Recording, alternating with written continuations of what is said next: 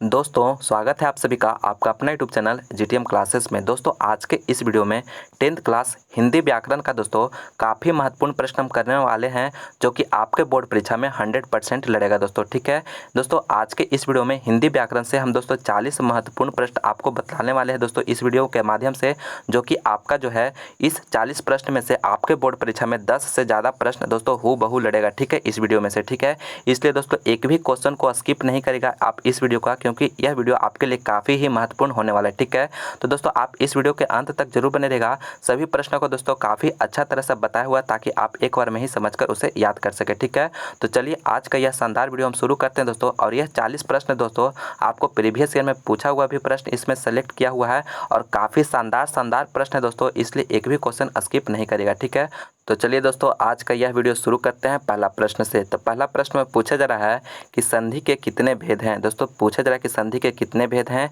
A option में रहे 2, B में रहे 3 और सी में रहे 4 और डी में रहे 7। तो दोस्तों काफ़ी महत्वपूर्ण प्रश्न है दोस्तों आपके बोर्ड परीक्षा के लिए। यह प्रश्न बार बार पूछा जाता है। तो संधि के जो है दोस्तों वह 3 भेद होता है। ठीक है, कितने भेद होते हैं? तो 3 भेद होते हैं। तो बी ऑप्शन का बिल्कुल करेक्ट आंसर हो गया। कौन कौन होता है दोस्तों? पहला में दोस्तों मेरा हो गया स्वर संधि, दूसरा में हो गया दोस्तों व्यंजन संधि और तीसरा में जो है दोस्तों विसर्ग संधि। ठीक है, आप इसे याद रखिएगा। ठीक है, संधि के कितने भेद होते हैं? तो 3 भेद होते हैं। बी ऑप्शन का बिल्कुल करेक्ट आंसर हो गया, स्वर संधि, व्यंजन संधि और विसर्ग संधि। ठीक है, चलिए अगला प्रश्न देखते हैं। दूसरा नंबर प्रश्न में पूछा जा रहा है कि ज्योतिर्मय उदाहरण है। दोस्तों ज्योतिर्मय जो है उदाहरण किसका है? स्वर संधि का, व्यंजन संधि का, विसर्ग संधि का, इनमें से कोई नहीं। तो दोस्तों ज्योतिर्मय जो उदाहरण दोस्तों वह विसर्ग संधि का उदाहरण है। ठीक है, तो सी ऑप्शन का बिल्कुल करेक्ट आंसर हो गया। अगला प्रश्न मेरा तीसरा नंबर प्रश्न में पूछा जा रहा है दोस्तों कि अनुज शब्द में उपसर्ग है। दोस्तों अनुज जो शब्द है दोस्तों उसमें उपसर्ग क्या है? तो दोस्तों उपसर्ग जो होता है दोस्तों वह शब्द के पहले लगा हुआ रहता है। ठीक है, तो दोस्तों अनुज शब्द में जो उपसर्ग लगा हुआ दोस्तों वह अनु उपसर्ग लगा हुआ है, यानी बी ऑप्शन का बिल्कुल करेक्ट आंसर हो गया अनु। अगला प्रश्न मेरा चौथा नंबर प्रश्न में पूछा जा रहा है कि परिणामवाचक विशेषण है। दोस्तों आपको बताना है कि परिणामवाचक विशेषण जो है दोस्तों कौन है? ए ऑप्शन है सुंदर, बी में है थोड़ा सा और सी में है 4 और डी में है पुराना। तो दोस्तों परिणामवाचक जो विशेषण है दोस्तों वह हो गया थोड़ा सा। ठीक है, थोड़ा सा जो है दोस्तों वो यह परिणामवाचक विशेषण है। तो बी ऑप्शन का बिल्कुल करेक्ट आंसर हो जाएगा थोड़ा सा। देखिए दोस्तों परिणामवाचक विशेषण किसे कहते हैं दोस्तों? तो आप इस डिफिनेशन को याद रखिएगा कि जिससे किसी वस्तु की नाप या तौल का बोध हो उसे परिणामवाचक विशेषण कहते हैं। ठीक है दोस्तों, परिणामवाचक विशेषण जिसे मैंने नाप या तौल का बोध होता है दोस्तों उसे परिणामवाचक विशेषण कहते हैं। जैसे क्या हो गया दोस्तों कि थोड़ा दूध दो, यानी थोड़ा जो हो गया दोस्तों यह परिणामवाचक हो गया। पूरा आनंद आ गया, तो पूरा जो हो गया दोस्तों यह हो गया परिणामवाचक विशेषण हो गया। ठीक है, तो आप इसे याद रखिएगा। चलिए अगला प्रश्न मेरा पाँचवा नंबर प्रश्न में पूछा जाए कि विशेषण की विशेषता बतलाने वाले शब्द को कहते हैं। काफ़ी महत्वपूर्ण प्रश्न है दोस्तों। पूछा जा रहा है कि विशेषण का जो विशेषता बतलाता है उस शब्द को क्या कहते हैं? क्रिया विशेषण कहते हैं, संज्ञा कहते हैं, प्रविशेषण कहते हैं या सर्वनामिक विशेषण कहते हैं? तो दोस्तों उसे प्रविशेषण कहते हैं। ठीक है, यानी सी ऑप्शन का बिल्कुल करेक्ट आंसर हो जाएगा प्रविशेषण। काफ़ी महत्वपूर्ण प्रश्न है, अच्छी तरह से इसे याद रखिएगा। दोस्तों अगर मेरा और भी दूसरे सब्जेक्ट का वीडियो देखना चाहते हैं दोस्तों तो लिंक डिस्क्रिप्शन में दिया हुआ है दोस्तों, वहाँ पर जाकर देख सकते हैं। मेरा अगला प्रश्न है छठा नंबर प्रश्न में पूछा जा रहा है कि जहाँ दोनों पद प्रधान हो वह खाली स्थान समास होगा। काफ़ी महत्वपूर्ण प्रश्न है दोस्तों। कह रहा है कि जहाँ दोनों पद प्रधान होता है दोस्तों वह कौन सा समास होगा? ठीक है, द्विगु समास, कर्मधारय समास, तत्पुरुष समास या द्वंद्व समास। ठीक है, यह द्वंद्व समास है। ठीक है दोस्तों, तो देखिए यहाँ पे जहाँ दोनों पद प्रधान होता है दोस्तों वह जो होता है द्वंद्व समास होता है। ठीक है, यानी डी ऑप्शन का बिल्कुल करेक्ट हो जाएगा द्वंद्व समास। ठीक है दोस्तों, आपको याद रखना है द्वंद्व समास में दोनों पद प्रधान होता है। ठीक है, तो डी ऑप्शन करेक्ट है। अगला प्रश्न मेरा सातवां नंबर प्रश्न में पूछा रहा कि विद्यालय की संधि विच्छेद है। दोस्तों विद्यालय का जो संधि विच्छेद होता है दोस्तों, संधि विच्छेद होता है वह क्या होता है? तो विद्या जोड़ आलय होता है। ठीक है, ए ऑप्शन का बिल्कुल करेक्ट हो जाएगा विद्या जोड़ आलय। ठीक है दोस्तों, ए ऑप्शन का करेक्ट है। दोस्तों अगर मेरा और भी दूसरे सब्जेक्ट का वीडियो देखना चाहते हैं दोस्तों तो लिंक डिस्क्रिप्शन में दिया हुआ दोस्तों सभी सब्जेक्ट का, वहाँ से देख सकते हैं। नहीं तो आप हमारे प्लेलिस्ट में जिस भी सब्जेक्ट का तैयारी करना चाहते हैं दोस्तों तो प्लेलिस्ट बना हुआ है उसका, वहाँ पे जाकर देख सकते हैं। ठीक है, जिसमें कि काफ़ी महत्वपूर्ण प्रश्न करवा गया आपके बोर्ड परीक्षा के लिए। ठीक है, तो आप जरूर जाके उस सभी वीडियो को देखिएगा। ठीक है, इस वीडियो को देखने के बाद चलिए दोस्तों अब अगला प्रश्न आठवां नंबर प्रश्न में पूछा है कि निम्नलिखित में से संज्ञा का भेद है। दोस्तों संज्ञा का जो भेद है दोस्तों वह कौन है? ठीक है, पुरुषवाचक, बिम्द्रा व्यक्तिवाचक, सिम्द संबंधवाचक और डी में इनमें से कोई नहीं। तो दोस्तों संज्ञा का जो भेद है वह कौन है दोस्तों, तो यह व्यक्तिवाचक संज्ञा, ठीक है, यानी व्यक्तिवाचक जो है वह संज्ञा का भेद है। बाकी पुरुषवाचक, संबंधवाचक ये दोस्तों संज्ञा का भेद नहीं है, ठीक है। तो बी ऑप्शन इसका बिल्कुल करेक्ट आंसर हो गया, ठीक है दोस्तों, बी ऑप्शन इसका बिल्कुल करेक्ट आंसर हो गया। अगला प्रश्न मेरा 9 नंबर प्रश्न में पूछा जा रहा है दोस्तों कि निम्नांकित में से कौन शुद्ध शब्द है। दोस्तों आपको बताना कि कौन जो शब्द है वह शुद्ध है, ठीक है, यानी कि सही शब्द लिखा हुआ है। ए ऑप्शन दे रहा है देवनागरी, आपको देवनागरी शब्द लिखा हुआ दोस्तों, आप में इसको बताना है कि देवनागरी का जो शुद्ध किस तरह से लिखाता है, ठीक है। तो दोस्तों देवनागरी जो होता है ए ऑप्शन का बिल्कुल करेक्ट आंसर है, ए ऑप्शन का बिल्कुल करेक्ट आंसर, ठीक है, यानी देवनागरी जो लिखा हुआ दोस्तों वह ए ऑप्शन वाला वह करेक्ट है, ठीक है। तो ए ऑप्शन का करेक्ट हो गया। दोस्तों अगर वीडियो को लाइक नहीं किए हैं तो लाइक जरूर करिएगा, अपने दोस्तों में इस वीडियो को ज़्यादा से ज़्यादा शेयर करिएगा दोस्तों। और आप हमारे चैनल पर नए हैं, अभी तक चैनल को सब्सक्राइब नहीं किए दोस्तों, तो प्लीज़ चैनल को सब्सक्राइब करना नहीं भूलिएगा, हमारे यूट्यूब चैनल जीटीएम क्लासेस के, ठीक है दोस्तों, तो सब्सक्राइब जरूर करिएगा। और दोस्तों यह वीडियो आपको कैसा लग रहा है, आप हमें लास्ट में इस वीडियो को देखने के बाद आप हमें कमेंट करके ज़रूर बताइएगा कि यह वीडियो आपको कैसा लगा, ठीक है, क्योंकि दोस्तों हम इसका जल्द ही और अगला पार्ट लेकर आने वाले हैं, ठीक है, हिंदी व्याकरण का, ठीक है। तो आप यह वीडियो कैसा लगा आप हमें ज़रूर से ज़रूर बताइएगा, ठीक है। और दोस्तों आपको 40 प्रश्न में से कितने प्रश्न का आंसर आपको पता था ये भी आप हमें लास्ट में कमेंट करके ज़रूर बताइएगा, ठीक है। दोस्तों मेरा अगला प्रश्न है 10वां नंबर प्रश्न में पूछा जा रहा है कि कर्मधारय समास नहीं है। दोस्तों ए ऑप्शन दे रहा है कमल नयन, बी में दे रहा है चवन्नी, सी में दे रहा है नीलांबर और डी में दे रहा है नवयुवक। तो दोस्तों कर्मधारय समास जो नहीं है दोस्तों वह चवन्नी है, ठीक है, यानी बी ऑप्शन यहाँ पे इसका बिल्कुल करेक्ट आंसर हो जाएगा चवन्नी, ठीक है दोस्तों। चवन्नी जो है दोस्तों द्विगु समास है, ठीक है, आपको याद रखना है ये क्या है, द्विगु समास का उदाहरण है, ठीक है। बाकी जो हो गया दोस्तों कमल नयन, नीलांबर, नवयुवक ये सभी जो है दोस्तों कर्मधारय समास का उदाहरण है, ठीक है। तो आप इसे याद रखिएगा, आपसे पूछ सकता है दोस्तों कि नवयुवक कौन समास है, तो आप याद रखिएगा नवयुवक जो है दोस्तों एक कर्मधारय समास है, ठीक है, और चवन्नी क्या है तो द्विगु समास है। तो बी ऑप्शन यहाँ पे इसका बिल्कुल करेक्ट आंसर है। अगला प्रश्न 11 नंबर प्रश्न में पूछा जाए दोस्तों कि हल कार्य का अर्थ होता है। दोस्तों हल कार्य का जो अर्थ होता है क्या होता है, कलाकार होता है, संदेशवाहक होता है, हल जोतने वाला होता है या गायक होता है। तो दोस्तों हल कार्य का अर्थ जो होता है दोस्तों हल जोतने वाला होता है, ठीक है, यानी सी ऑप्शन यहाँ पे इसका बिल्कुल करेक्ट आंसर हो जाएगा। देखिए हल कार्य तो हल से हल जोतने वाला, ठीक है, तो यहाँ पे सी ऑप्शन यहाँ पे इसका बिल्कुल करेक्ट आंसर हो गया, ठीक है दोस्तों। अगला प्रश्न 12 नंबर प्रश्न में पूछा जा रहा है कि उच्चारण का सही संधि विच्छेद है। दोस्तों उच्चारण का जो सही संधि विच्छेद होता है दोस्तों वह क्या होता है, तो दोस्तों उच्चारण का संधि विच्छेद काफ़ी महत्वपूर्ण प्रश्न है दोस्तों, अच्छी तरह से इसे याद रखिएगा। इसका जो राइट आंसर हो जाएगा दोस्तों उत्जोड़ चारण हो जाएगा, ठीक है, उत्जोड़ चारण। तो यहाँ पे बी ऑप्शन यहाँ पे इसका बिल्कुल करेक्ट आंसर हो जाएगा, ठीक है, उच्चारण का संधि विच्छेद उत्जोड़ चारण, तो बी ऑप्शन यहाँ पे बिल्कुल करेक्ट आंसर है। अगला प्रश्न मेरा 13 नंबर प्रश्न में पूछे जा रहे दोस्तों कि सर्वनाम के भेद हैं। दोस्तों सर्वनाम के जो हैं कितने भेद होते हैं, ए ऑप्शन दे रहा है 5, बी में दे रहा है 4 और सी में दे रहा है 3 और डी में दे रहा है 6। तो दोस्तों सर्वनाम के 6 भेद होते हैं, ठीक है, आपको याद रखना है दोस्तों कि सर्वनाम के कितने भेद होते हैं, 6 भेद, यानी डी ऑप्शन यहाँ पे इसका बिल्कुल करेक्ट आंसर है। काफ़ी महत्वपूर्ण प्रश्न है दोस्तों, यह प्रश्न बार बार पूछा जाता है, ठीक है, अच्छी तरह से इसे याद रखिएगा। अगला प्रश्न मेरा 14 नंबर प्रश्न में पूछा जा रहा है कि पुरुषवाचक सर्वनाम का भेद नहीं है। दोस्तों पुरुषवाचक सर्वनाम का जो भेद है दोस्तों वह कौन नहीं है, ठीक है, ए ऑप्शन रहा है उत्तम पुरुष, बी में रहा है मध्यम पुरुष और सी में रहा है अन्य पुरुष और डी में रहा है निश्चयवाचक। तो दोस्तों निश्चयवाचक जो है वह पुरुषवाचक सर्वनाम का भेद नहीं है, ठीक है, तो डी ऑप्शन यहाँ पे इसका बिल्कुल करेक्ट आंसर हो गया निश्चयवाचक, ठीक है दोस्तों, आप याद रखिएगा। और पुरुषवाचक का सर्वनाम का जो भेद है कौन कौन होता है, तो उत्तम पुरुष होता है, मध्यम पुरुष होता है, अन्य पुरुष होता है, ठीक है, यह नहीं होता है, इसलिए मेरा डी ऑप्शन यहाँ पे इसका करेक्ट हो गया। अगला प्रश्न 15 नंबर प्रश्न में पूछा जाए दोस्तों कि कर्मधारय समास है, आपको बताना है दोस्तों कि कर्मधारय समास कौन है। ए ऑप्शन दे रहा है चतुर्भुज, बी में दे रहा है ऋषिपुत्र, सी में दे रहा है चंद्रमुख और डी में दे रहा है वनवास। तो दोस्तों यहाँ पे देखिए कर्मधारय समास पूछा जा रहा था, तो यहाँ पे चंद्रमुख जो है दोस्तों एक कर्मधारय समास है, ठीक है, यानी सी ऑप्शन यहाँ पे इसका बिल्कुल करेक्ट आंसर है। काफ़ी महत्वपूर्ण प्रश्न है दोस्तों, अच्छी तरह से इसे याद रखिएगा, यानी सी ऑप्शन यहाँ पे मेरा जो दिया हुआ चंद्रमुख वह हो गया कर्मधारय समास। चतुर्भुज जो है दोस्तों द्विगु समास है, ऋषिपुत्र जो है दोस्तों तत्पुरुष समास है और वनवास जो है दोस्तों तत्पुरुष समास है, ठीक है, आप इसे भी याद रखिएगा।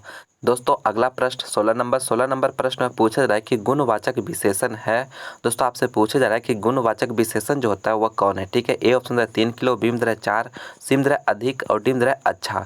तो दोस्तों गुणवाचक विशेषण माने जिससे किसी गुण का बोध हो। ठीक है दोस्तों, तो अच्छा जो है दोस्तों गुणवाचक विशेषण है। ठीक है, यानी डी ऑप्शन यहाँ पे इसका बिल्कुल करेक्टनेस हो जाएगा अच्छा। ठीक है दोस्तों अगर मेरा और भी दूसरे सब्जेक्ट का वीडियो देखना चाहते हैं दोस्तों तो लिंक डिस्क्रिप्शन में दिया हुआ है दोस्तों। आप जिस भी सब्जेक्ट की तैयारी करना चाहते हैं वहाँ से देख सकते हैं, नहीं तो आप हमारे प्लेलिस्ट में, चैनल के प्लेलिस्ट में जाकर जिस भी सब्जेक्ट की आप तैयारी करना चाहते हैं वहाँ से भी हमारे वीडियो देख सकते हैं। उसमें काफ़ी महत्वपूर्ण प्रश्न करवा गया है आपके बोर्ड परीक्षा के लिए। ठीक है दोस्तों, तो आप वहाँ पर जाकर हमारे और दूसरे वीडियो को जरूर से जरूर देखिएगा। चलिए अगला प्रश्न देखते हैं 17 नंबर प्रश्न में पूछा जाए दोस्तों कि गुणवान शब्द में प्रत्यय है। दोस्तों आपको बताना है कि गुणवान शब्द में जो प्रत्यय है दोस्तों वह क्या है। ठीक है, तो दोस्तों देखिए प्रत्यय जो है तो दोस्तों एक उपसर्ग होता है, एक प्रत्यय होता है। ठीक है, तो उपसर्ग जो होता है दोस्तों, उपसर्ग जो होता है वह जो है शब्द के पहले लगा हुआ रहता है। ठीक है, कोई भी शब्द है उसको पहले लगा हुआ जो रहता है दोस्तों उपसर्ग होता है, और प्रत्यय जो है दोस्तों शब्द के बाद में लगा हुआ रहता है। ठीक है, बाद में, यह जो उपसर्ग होता है पहले और प्रत्यय जो होता है दोस्तों, प्रत्यय जो होता है वह बाद में होता है। ठीक है, यानी शब्द के बाद अंत में लगा हुआ रहता है, बाद नहीं अंत में लगा हुआ रहता है। ठीक है, आपको याद रखना है शब्द के अंत में लगा हुआ रहता है। तो देखिए यहाँ पे पूछा जाएगा गुणवान शब्द में प्रत्यय है, आन है, न है, गुण है, वान है। तो दोस्तों गुणवान शब्द में जो प्रत्यय है दोस्तों वह वान प्रत्यय है। ठीक है, कौन प्रत्यय है? वान प्रत्यय। तो डी ऑप्शन यहाँ पे इसका बिल्कुल करेक्टनेस हो जाएगा वान। अगला प्रश्न मेरा 18 नंबर प्रश्न में पूछा जाए दोस्तों कि अशुद्ध शब्द है। दोस्तों आपको बताना है कि 4 ऑप्शन दिया इसमें अशुद्ध शब्द, यानी कौन जो है अशुद्ध शब्द लिखा हुआ है। ठीक है, कर्तव्य है, बी में है श्रृंगार है, और सी में रोशनी है, डी में दुरात्मा है। तो दोस्तों श्रृंगार जो है दोस्तों वह गलत लिखा हुआ है। ठीक है, यानी अशुद्ध है शब्द मेरा हो गया बी ऑप्शन। तो बी ऑप्शन यहाँ पे इसका बिल्कुल करेक्ट आंसर है। श्रृंगार कैसे लिखाता है दोस्तों? तो श्रृंगार इस तरह से लिखाता है। ठीक है, श्रृंगार इस तरह से होता है दोस्तों, जो कि यह मैंने बी ऑप्शन में जो गलत लिखा हुआ है। ठीक है, बाकी कर्तव्य हो गया, रोशनी हो गया, दुरात्मा हो गया, ये सभी जो है सही शब्द है, यानी शुद्ध शब्द है। ठीक है, तो इसे आप याद रखिएगा। अगला प्रश्न मेरा 19 नंबर प्रश्न में पूछा जाए दोस्तों कि अधर्म में कौन सा उपसर्ग है। अभी बताएं दोस्तों, उपसर्ग जो होता है शब्द के पहले लगा हुआ रहता है। ठीक है, तो अधर्म में जो दोस्तों उपसर्ग लगा हुआ है। ठीक है, तो ए ऑप्शन यहाँ पे इसका बिल्कुल करेक्ट आंसर। काफ़ी महत्वपूर्ण प्रश्न है दोस्तों, अच्छी तरह से इसे याद रखिएगा। ठीक है, तो उपसर्ग लगा हुआ है अधर्म में। अगला प्रश्न 20 नंबर प्रश्न में पूछा जा रहा है कि लिखाई में कौन सा प्रत्यय है। दोस्तों लिखाई में कौन सा प्रत्यय है?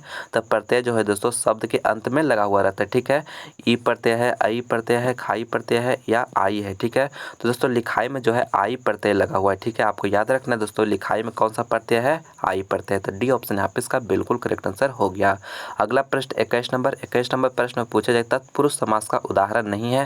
दोस्तों तत्पुरुष समास का जो उदाहरण कौन नहीं है? ठीक है, ए ऑप्शन रहा है राजपुत्र, बी में रहा है पवनपुत्र, सी में रहा है बनवास और डी में रहा है चौराहा। तो दोस्तों चौराहा जो है तत्पुरुष समास का उदाहरण नहीं है। ठीक है, यानी डी ऑप्शन यहाँ पे इसका बिल्कुल करेक्ट आंसर हो जाएगा। चौराहा कौन सा शब्द है दोस्तों, कौन सा समास का उदाहरण है? तो द्विगु समास, क्योंकि इसमें द्विगु समास पहचानने का नियम क्या है दोस्तों, जिसमें कि आगे संख्या लगा हुआ है। ठीक है, शब्द के आगे जो है संख्या, चौराहा यानी 4 राहों का समूह। ठीक है, तो यहाँ पे द्विगु समास, बाकी यह राजपुत्र, पवनपुत्र, बनवास ये सभी जो है दोस्तों तत्पुरुष समास का एग्जाम्पल है। ठीक है, उदाहरण है। ठीक है, लेकिन चौराहा जो है यह मेरा जो है द्विगु समास का उदाहरण है। डी ऑप्शन यहाँ पे करेक्ट हो गया। अगला प्रश्न 22 नंबर प्रश्न में पूछा जाए दोस्तों कि शुद्ध शब्द है।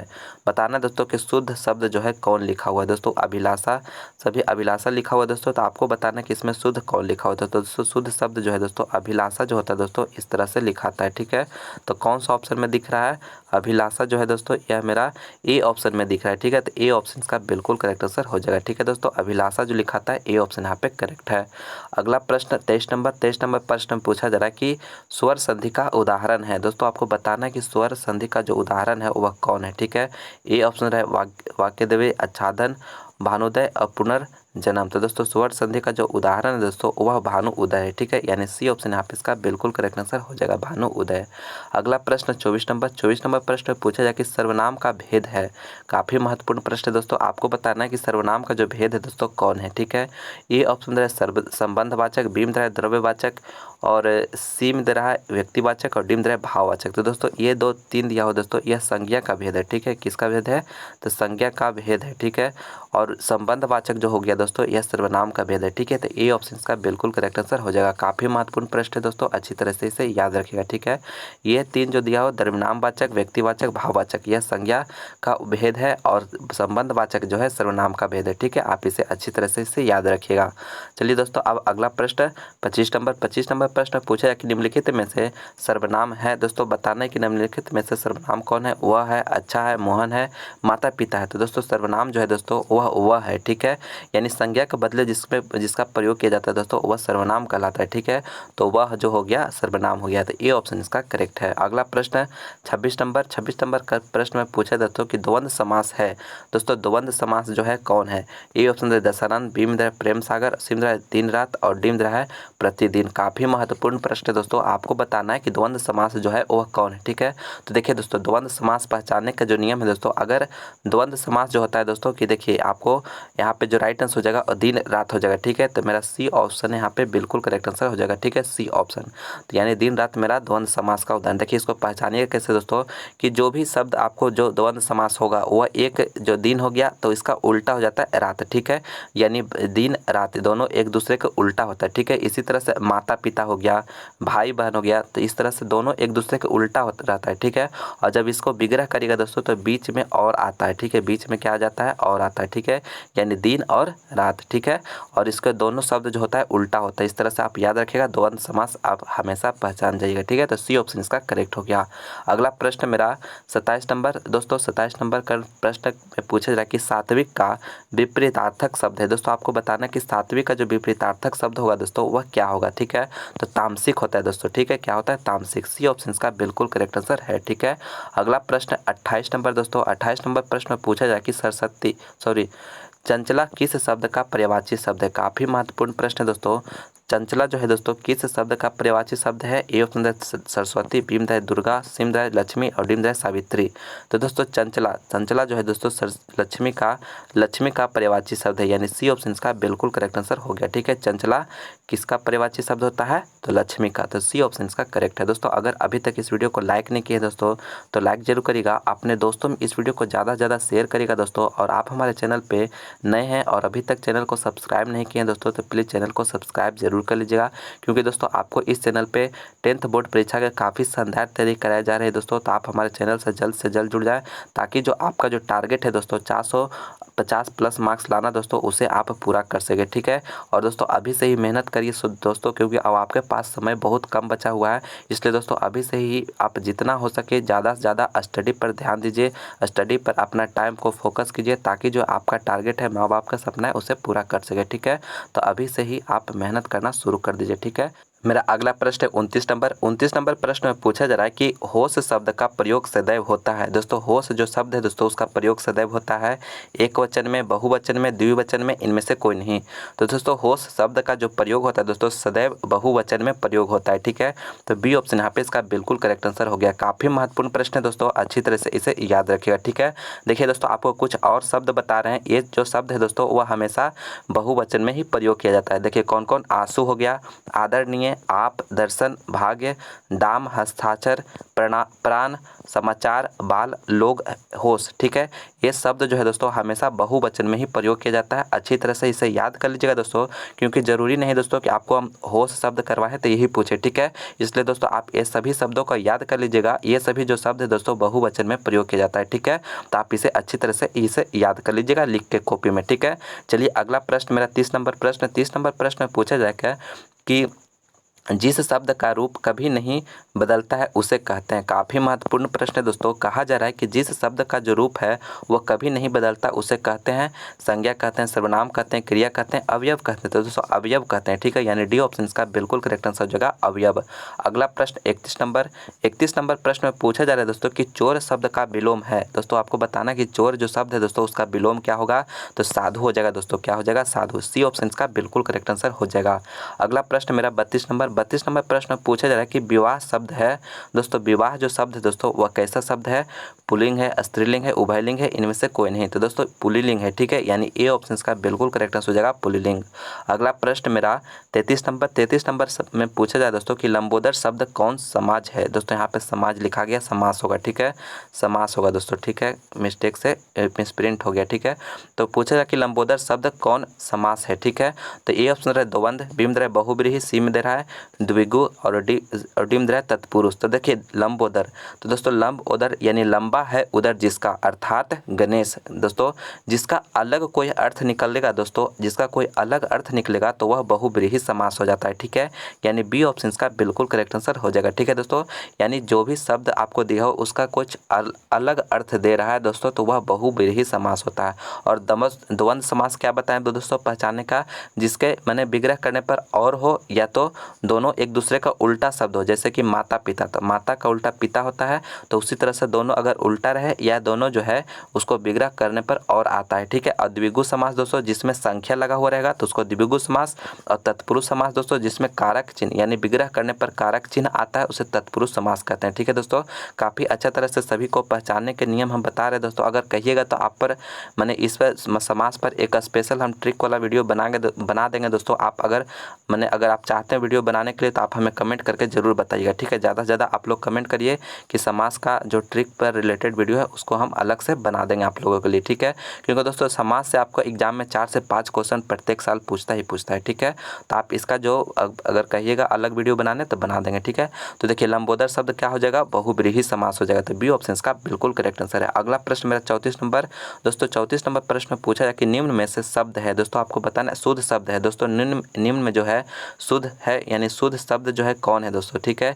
सीबी यहाँ पे हिंदू और मधुर, इनमें से कोई नहीं। तो दोस्तों यहाँ पे हिंदू जो लिखा हुआ दोस्तों यह शुद्ध शब्द है, ठीक है, यानी बी ऑप्शन का बिल्कुल करेक्ट आंसर हो जाएगा। अगला प्रश्न मेरा 35 नंबर दोस्तों, 35 नंबर प्रश्न में पूछ रहा है दोस्तों कि दिन दुना रात चौगुना मुहावरे का क्या अर्थ है दोस्तों? दिन दुना रात चौगुना मुहावरा जो दोस्तों उसका अर्थ क्या होता है? हानि होना, दिन रात सोना, खूब उन्नति करना, इनमें से कोई नहीं। तो दोस्तों दिन दुना रात चौगुना मुहावरे का जो सही अर्थ है दोस्तों खूब उन्नति करना, ठीक है, यानी सी ऑप्शन इसका बिल्कुल करेक्ट आंसर हो जाएगा, ठीक है, सी ऑप्शन यहाँ पे करेक्ट है दोस्तों। देखिए दिन दुना रात चौगुना मुहावरे का अर्थ जो होता है क्या होता है? खूब उन्नति करना अर्थ होता है, ठीक है दोस्तों। अगला प्रश्न मेरा 36 नंबर प्रश्न में पूछा जा रहा है कि निम्न में से नरक शब्द का विशेषण है दोस्तों, आपको बताना है कि नरक शब्द का विशेषण जो है दोस्तों कौन है? तो दोस्तों नरक शब्द का विशेषण नारकीय होता है, ठीक है, यानी ए ऑप्शन का बिल्कुल करेक्ट आंसर हो जाएगा नारकीय। दोस्तों अगर अभी तक इस वीडियो को लाइक नहीं किया दोस्तों तो लाइक जरूर करिएगा दोस्तों, अपने दोस्तों में इस वीडियो को ज़्यादा से ज़्यादा शेयर करिएगा। और आप हमारे चैनल पर नए हैं, अभी तक चैनल को सब्सक्राइब नहीं किया दोस्तों तो प्लीज़ चैनल को सब्सक्राइब करना नहीं भूलिएगा, ठीक है। चलिए अगला प्रश्न मेरा 37 नंबर प्रश्न में पूछा जा रहा है कि विशेषण के मुख्यतः कितने भेद हैं दोस्तों? विशेषण का मुख्यतः कितने भेद होते हैं दोस्तों? 4 होते हैं दोस्तों, ठीक है। कौन कौन होते हैं दोस्तों? तो यह देखिए आपको दिया हुए हैं गुणवाचक, परिणामवाचक, संख्यावाचक और सार्वनामिक, ठीक है। यह विशेषण का भेद है दोस्तों, तो इसका भेद कितना हो गया दोस्तों? 4 हो गया, ठीक है। आप सभी को याद रखिएगा गुणवाचक विशेषण, परिणामवाचक विशेषण, संख्यावाचक विशेषण और सार्वनामिक विशेषण, ठीक है। तो इसका जो प्रश्न पूछा जा रहा था कि विशेषण का मुख्यतः कितने भेद होते हैं तो 4, तो ए ऑप्शन का बिल्कुल करेक्ट आंसर हो गया। अगला प्रश्न मेरा 38 नंबर प्रश्न में पूछा जाए कि निम्नलिखित में से विशेषण का भेद नहीं है दोस्तों, आपको बताना है कि विशेषण का जो भेद है दोस्तों कौन नहीं है? तो देखिए प्रविशेषण जो है दोस्तों यह इसका विशेषण का भेद नहीं है, यानी ए ऑप्शन का बिल्कुल करेक्ट आंसर हो गया। गुणवाचक, परिणामवाचक, संख्यावाचक ये सभी जो है दोस्तों विशेषण का भेद है, लेकिन प्रविशेषण जो है दोस्तों इसका माने भेद नहीं है, तो ए ऑप्शन करेक्ट हो गया। अगला प्रश्न मेरा 39 नंबर पूछा जाए कि निम्न में से आख्य शब्द का पर्यायवाची शब्द है। काफ़ी महत्वपूर्ण प्रश्न है दोस्तों, आपके बोर्ड परीक्षा के लिए पूछा जा रहा है कि आख्य शब्द का जो पर्यायवाची शब्द होता है दोस्तों क्या होता है? तो दोस्तों लोचन होता है, ठीक है। आख्य शब्द का पर्यायवाची शब्द क्या होता है? लोचन, तो बी ऑप्शन का बिल्कुल करेक्ट आंसर हो गया। अगला प्रश्न मेरा 40 नंबर प्रश्न में पूछा जाए कि राम ने भिखारी को पैसे दिए, तो दोस्तों भिखारी को पैसे दिए इस वाक्य में को किस कारक की विभक्ति चिन्ह है? दोस्तों यहाँ पे राम ने जो है भिखारी को पैसा दिया, ठीक है, तो यह को जो है दोस्तों वह किस कारक का विभक्ति चिन्ह है? ठीक है, संबंध का, करण का, कर्म का या संप्रदान का। तो दोस्तों कर्ता ने कर्म का कर्ता ने कर्म को, तो यहाँ पे सी ऑप्शन कर्म जो है दोस्तों कर्म का माने कर्म का विभक्ति चिन्ह है। ठीक है, को जो है दोस्तों कर्म का विभक्ति चिन्ह है, तो सी ऑप्शन का बिल्कुल करेक्ट आंसर हो जाएगा। ठीक है, कर्म को। ठीक है, तो दोस्तों फाइनली आज के इस वीडियो में आपको हम 40 प्रश्न बताएं दोस्तों हिंदी व्याकरण से, जो कि काफ़ी महत्वपूर्ण प्रश्न है दोस्तों। और एक प्रश्न दोस्तों आपका टेस्ट है दोस्तों, HW प्रश्न। आपको इस प्रश्न का आंसर आप हमें कमेंट करके बताइएगा कि इसका राइट आंसर क्या है। प्रश्न में पूछा जा रहा है कि द्रव्यवाचक संज्ञा का उदाहरण है, गुच्छा है, तेल है, शहर है, कच्छा है। ठीक है, आप में इसमें जो करेक्ट आंसर होगा दोस्तों आप हमें कमेंट करके बताइएगा कि इसका राइट आंसर क्या होगा। दोस्तों आपका कमेंट का इंतजार रहेगा दोस्तों, आप कमेंट जरूर से जरूर करिएगा। ठीक है, तो चलिए दोस्तों, मैं उम्मीद करता हूँ कि यह वीडियो आपको पसंद आया होगा, तो प्लीज़ इस वीडियो को लाइक जरूर करिएगा, अपने दोस्तों में इस वीडियो को ज़्यादा से ज़्यादा शेयर करिएगा दोस्तों, क्योंकि काफ़ी मेहनत से हम वीडियो बना के लाते हैं आपके लिए। और आप हमारे चैनल पर नए हैं तो प्लीज़ चैनल को सब्सक्राइब करके बेल आइकन प्रेस करके ऑल नोटिफिकेशन जरूर दबा लीजिएगा दोस्तों। इससे होगा कि हम कोई भी वीडियो अपलोड करेंगे तो उसका नोटिफिकेशन आप लोगों को सबसे पहले मिलेगा। ठीक है दोस्तों, और आप लोग मन लगाकर पढ़ाई करिए, दिन रात एक करके मेहनत करिए दोस्तों, पसीना बहाइए दोस्तों, ताकि जो है आपका माँ बाप का जो सपना है वह पूरा हो सके। ठीक है, आपका जो टारगेट है दोस्तों 450 प्लस मार्क्स लाना, वह पूरा हो सके। ठीक है, तो चलिए दोस्तों, मिलते हैं हम अगले वीडियो में। इस वीडियो को देखने के लिए बहुत बहुत धन्यवाद।